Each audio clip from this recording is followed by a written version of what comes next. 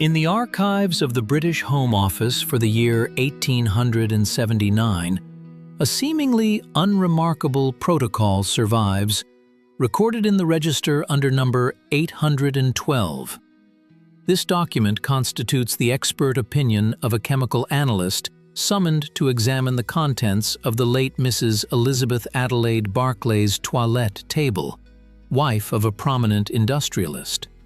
The analysis revealed concentrations of lead carbonate and arsenic trioxide in the powders, rouges, and lotions that far exceeded any permissible norms, even for industrial use. This sheet of parchment, covered in fine clerical script, serves for us as the entry point into a complex system of institutional self-poisoning that operated in the 19th century with an efficiency comparable to that of closed orders or heretical brotherhoods. Before we proceed to a detailed dissection of this mechanism, I ask you to subscribe to our channel.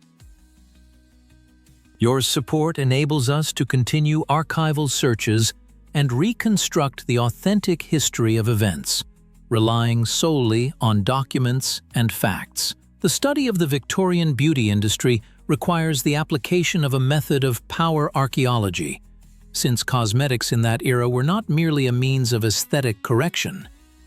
They served as an instrument of social stratification, upheld by a rigid hierarchy and a system of unspoken oaths. The political anatomy of 19th-century England dictated conditions under which the pallor of the skin served as the supreme marker of exemption from physical labor and affiliation with the elite.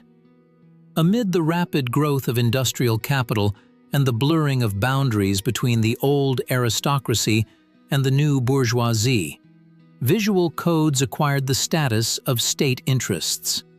Possession of porcelain skin was equivalent to holding a patent on nobility. The social composition of participants in this process encompassed all strata of society, from the higher clergy and nobility to the bourgeoisie aspiring to imitate the manners and appearance of the ruling class.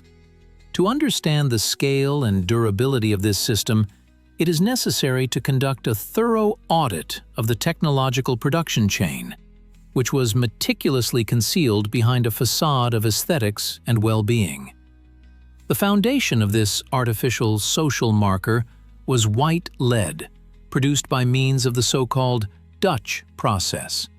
According to detailed technical descriptions of manufactories located in the industrial zones of East London, this method represented an absolute triumph of industrial realism over any form of romanticization. The architecture of the factory premises was strictly functional and resembled the structure of correctional institutions.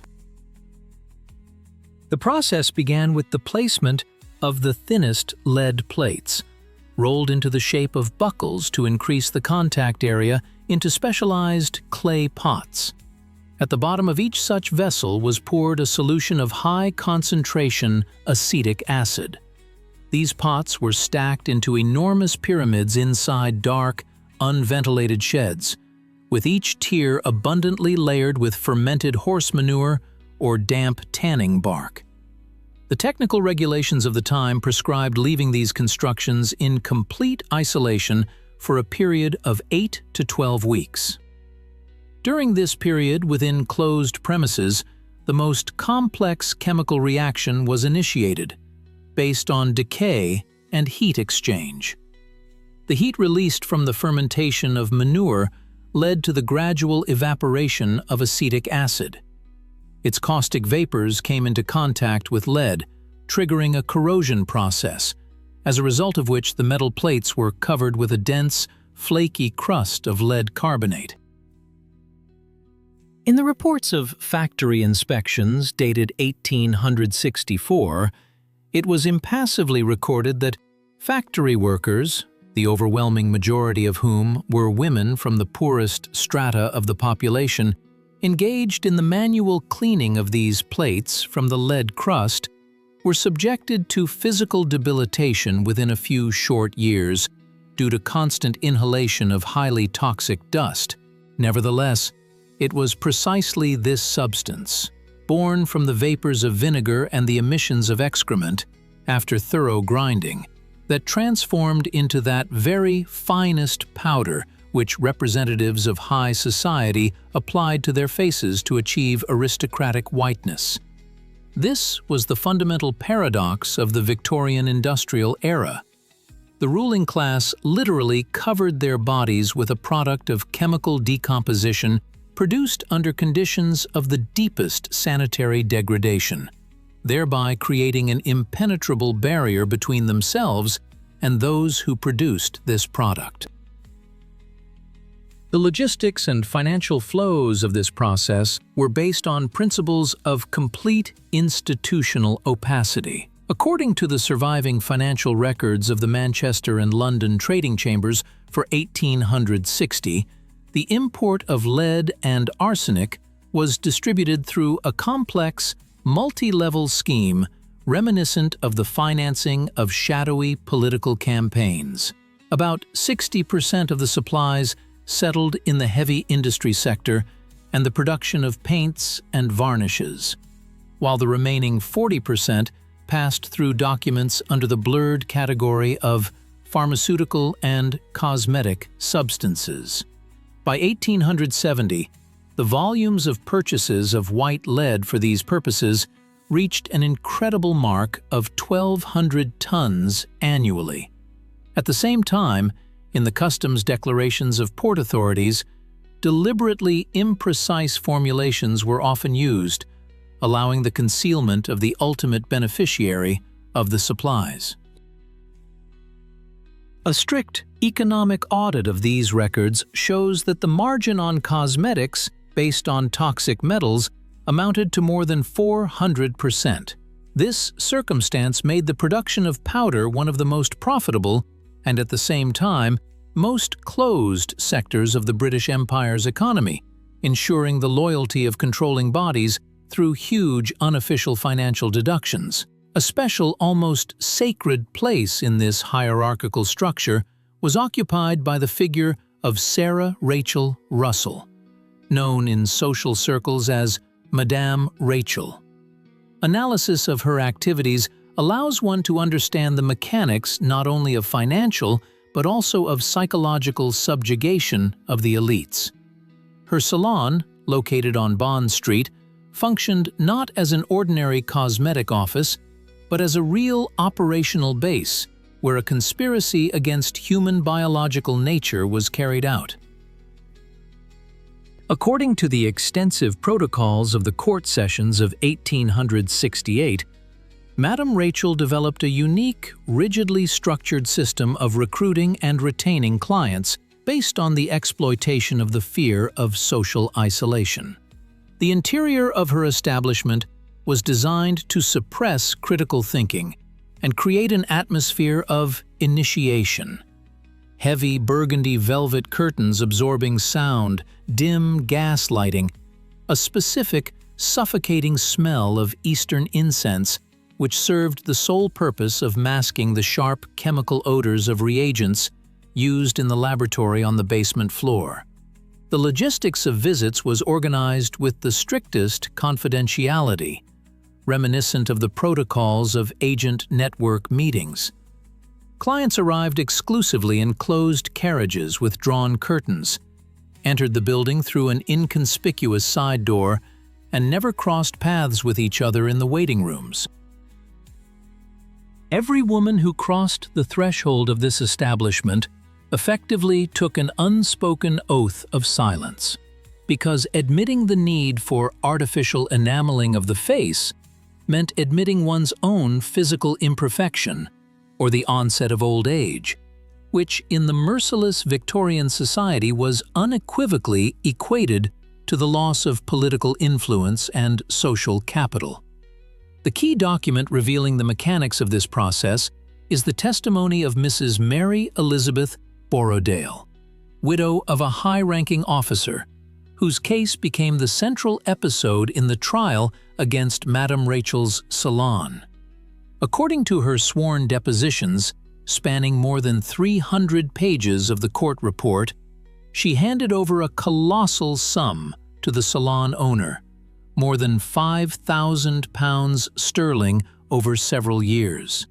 The so-called enameling process consisted of successive physical suppression of the body's protective functions. In the first stage, harsh alkaline solutions were applied for aggressive skin cleansing, after which a thick, dense layer of paste, whose main ingredient was white lead, was applied to the inflamed face. Then this mask was literally baked onto the face using hot rubs, forming an impermeable porcelain crust. In the cross-examination protocol, Mrs. Borrowdale details that already after the first 3 months of regular procedures, she began to experience systemic ailments. Constant dizziness, unrelenting nausea, a metallic taste in the mouth, and partial loss of sensitivity in her fingers. Nevertheless, Madame Rachel, using psychological pressure tactics, convinced her victim that these symptoms were merely signs of the release of deep-seated toxins and the body's natural reaction to the blood purification process. In fact, the court documents record a classic model of totalitarian submission, where the victim voluntarily and for enormous sums of money finances her own slow and painful cessation of existence in order to conform to the imposed social standard. Analysis of the press of that time allows for a detailed reconstruction of the methods of information manipulation that ensured the uninterrupted operation of this system. Leading publications such as the London newspaper The Times or the specialized magazine Ladies' Newspaper in the 1860s were filled with advertising announcements that, from a modern institutional analysis, appear as open summaries of chemical threats.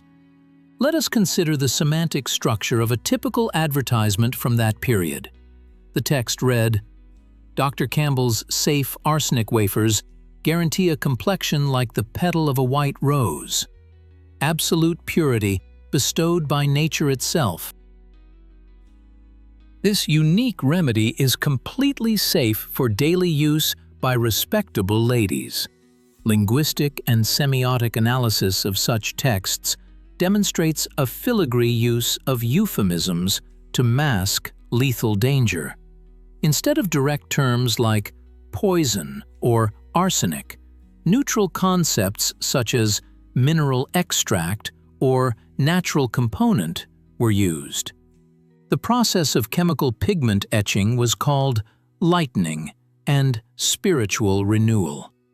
Advertisers, through newspaper columns, coolly exploited the primal fear of social degradation, creating in the minds of female readers a direct, inseparable link between the use of the toxic preparation and the prospect of successful marriage or maintaining status in high society.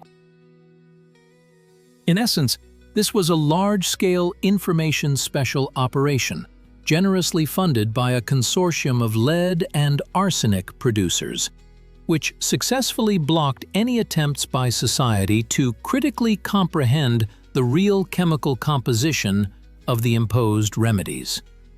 The medical community only began to grasp the true scale of the problem by the mid-19th century. Yet its response was shackled by class prejudices and corporate ethics. In closed medical journals such as The Lancet and the British Medical Journal, a series of alarming analytical reports were published between 1864 and 1867 on cases that physicians, in their correspondence, cautiously termed cosmetic paralysis. The descriptions of symptoms in noble patients strike with their frightening uniformity. The renowned London physician and analyst Dr. Arthur Hill Hassell, in his extensive article in The Lancet, meticulously details the clinical picture of a 32-year-old lady from high society who suffered from the most severe visceral colic and bore the characteristic leaden rim on her gums, an indisputable sign of chronic heavy metal poisoning. The most terrifying symptom recorded in his report was the so-called hanging wrist syndrome, or radial nerve paralysis, in which the patient's hand hung limply, completely depriving her of the ability to perform even the simplest motor actions. In the closed protocols of pathological examinations of that era, it is dryly noted that autopsies of untimely deceased ladies frequently revealed massive lead accumulation in the tissues of the liver, kidneys, and bones, with toxin concentrations corresponding to severe forms of industrial poisoning seen in workers at lead mines. However, treating physicians were long bound by a code of complicity and fear of losing high-status clientele, which categorically prevented them from initiating a full-scale state investigation and publicly naming the true cause of the mass physical subjugation of women of the upper classes. A critical audit of the political situation at the government level reveals that the struggle for consumer safety collided with an organized and incredibly powerful lobby in Parliament.